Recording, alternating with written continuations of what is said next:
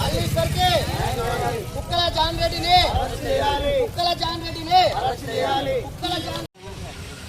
ఈ రాష్ట్రంలో దళితులపైన, విశేషంగా దళిత స్త్రీలపైన ఇలాంటి అన్యాయాలు జరగడం కామన్ అయింది.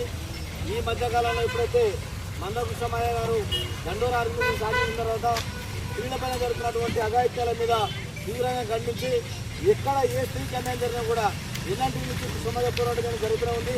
ఇవన్నీ విషయాలు కూడా మనం చూస్తూనే ఉన్నాం.